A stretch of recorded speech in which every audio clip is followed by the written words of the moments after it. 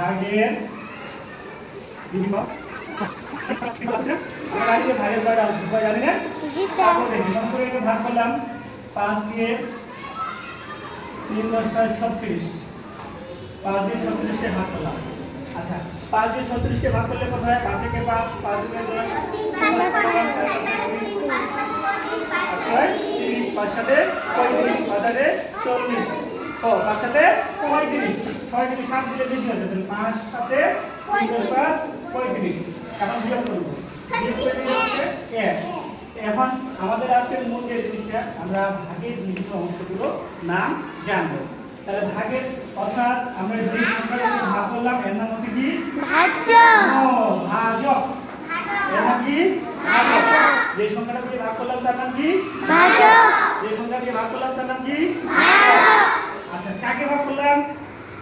36 কে তাহলে 36 কি ভাজ্য 36 কি ভাজ্য ভাজ্য এই তো খেলা আছে ভাজ্য তারপরে এই যে উত্তরটা বের হলো ভাগ করার পরে যে উত্তরটা বের হলো এর নাম হচ্ছে এর নাম কি বলতো ভাগ করার পরে যে উত্তরটা বের হলো এর নাম কি বলতো ভাগ করার পরে যে উত্তরটা বের হলো এর নাম কি ফল আর অবশিষ্ট যেটা থাকছে এর নাম কি এর নাম কি বলতো তাহলে আমরা জানলাম একটা ভাগের কয়টা অংশ একটা ভাগের কয়টা অংশ একটা ভাগের কয়টি অংশ একটা ভাগের কয়টি অংশ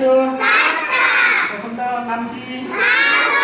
মানে প্রথম বলে বুঝাবে যে সংখ্যা দিয়ে ভাগ করা হয় তার নাম কি